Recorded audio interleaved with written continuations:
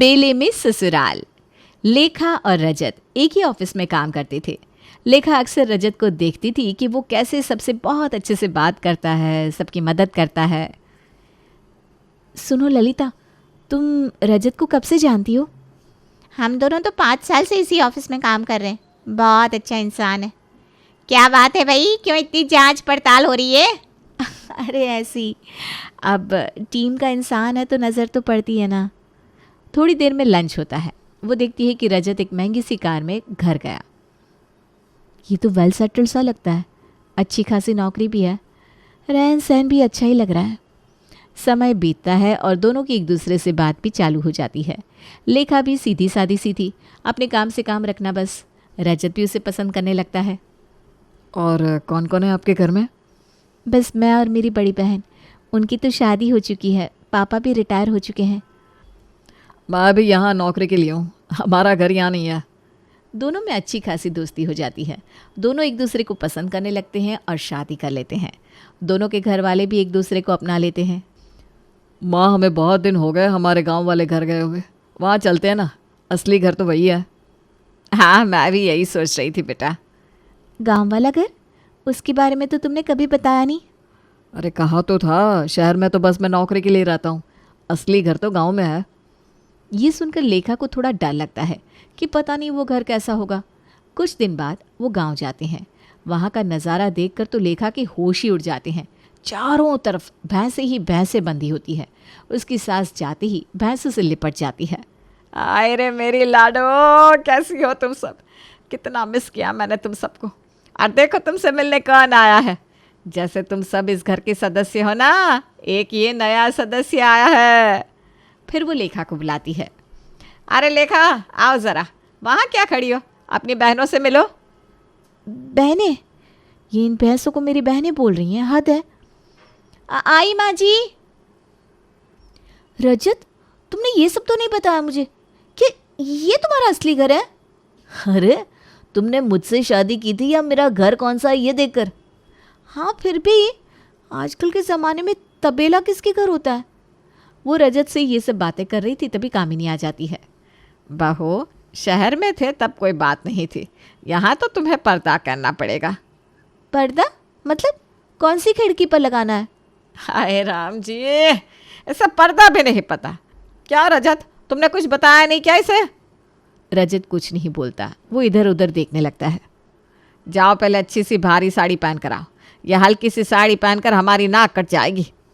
लेखा बड़बड़ करती हुए कहती है। कहाँ फंस गई मैं? हर तरफ भैंसों की बदबू आ रही है, और ये क्या गंदी सी साड़ी निकाल दी है जहाँ हर तरफ ये तारे तारे से चमक रहे हैं। तभी कामिनी आते ही चिल्लाती है। बहू, अभी तक साड़ी नहीं पहनी तुमने? जल्दी करो और बाहर आओ। लेखा जल्दी जल्दी वो साड़ी पहनकर बाहर जाती है, जहाँ वो देखती है कि उसकी सास एक बड़ी सी बाल्टी हाथ में लिए हुए उसका इंतज़ार कर रही है। अरे पर्दा तो कर। पर्दा क्या होता है माँ जी? कामिनी कुछ कहती नहीं, पर जाकर उसकी साड़ी का पल्लू सर से लेकर कमर तक खींच देती है। ये सब नखरे नहीं चलेंगे, यहाँ ये करना पड़ेगा। अब चलो जल्दी से ये बाल्टी पकड़ो और दूध दोना चालू करो। माँ जी, ये सब मुझे नहीं आता। हाँ हाँ पता है, अंग्रेज बहू। वो उसको भैंस के पास ले जाती है। देख लाडो, तेरी छोटी बहन आई है, चल अब इसे परेशान मत करना। हाँ, आराम से दूध दोने देना। अरे चल काम चालू कर।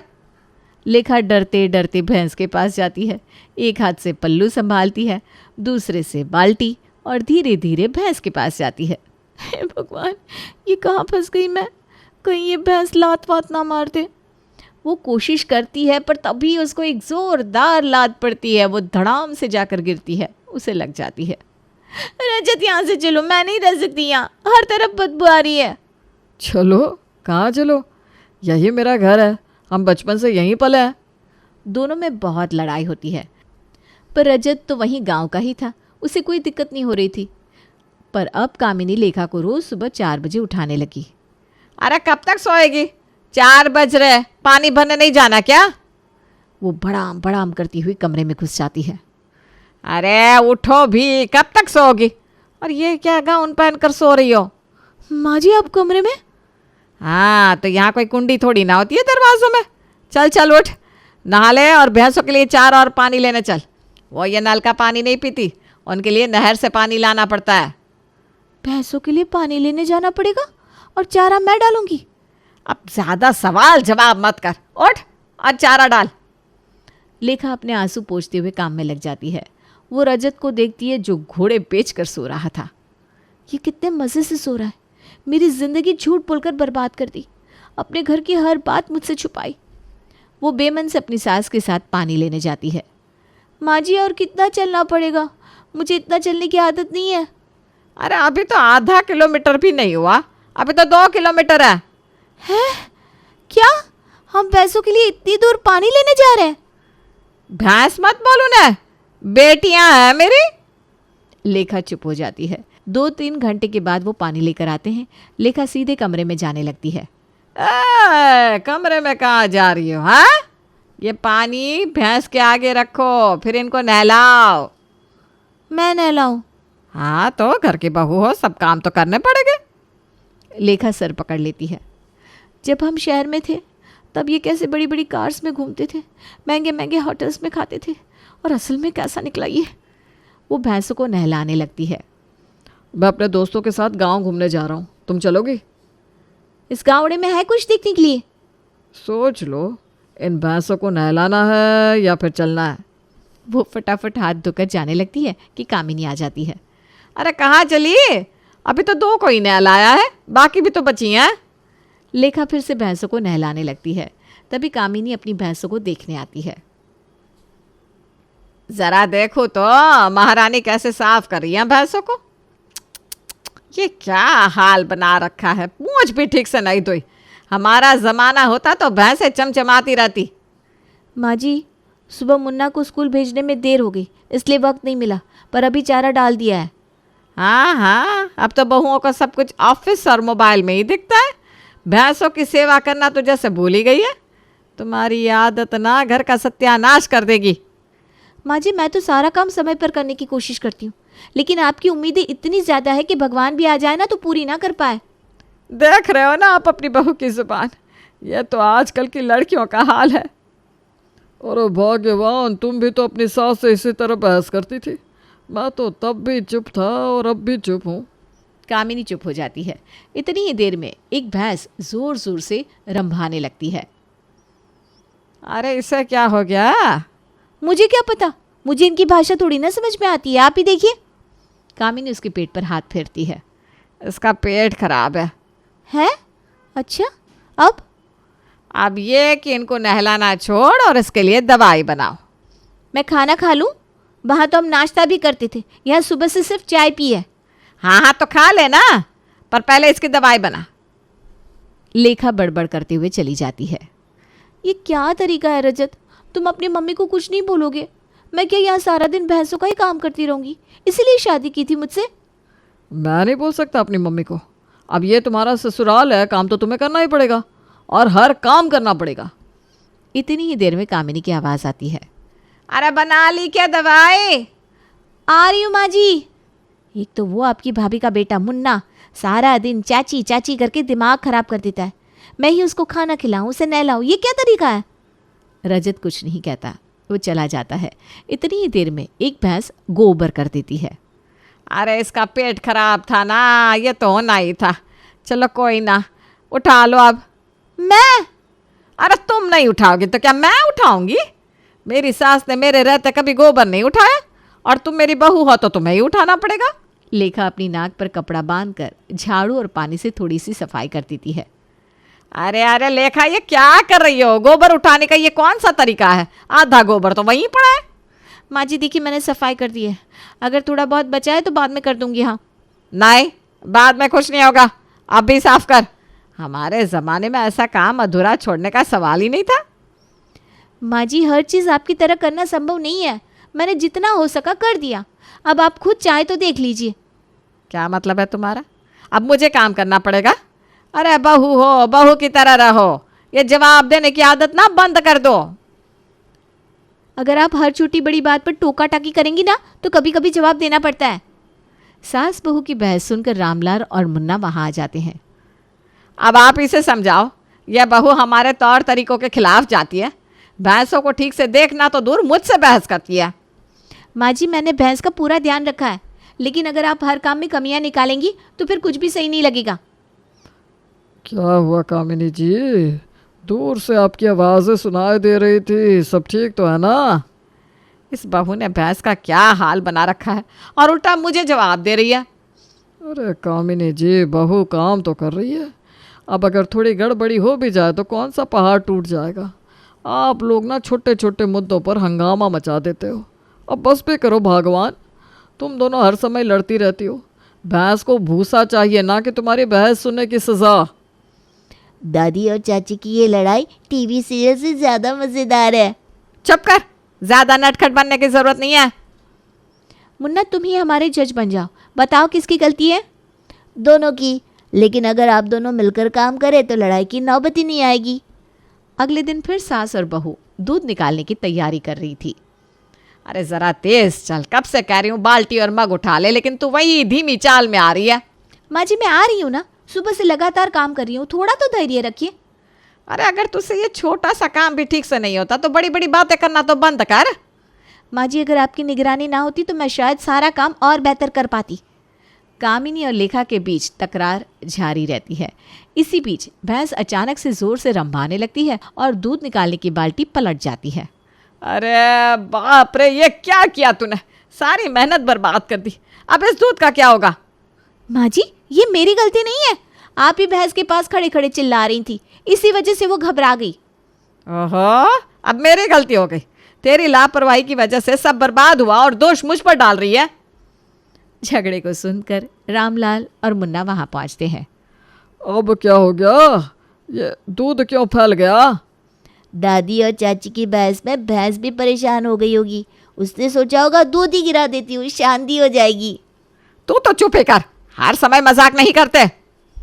माँ जी अब दूध तो गिर गया, जो हुआ सो हुआ, मैं इसे साफ कर देती हूँ। ठीक है साफ कर दे, लेकिन अगली बार थोड़ा ध्यान रखना।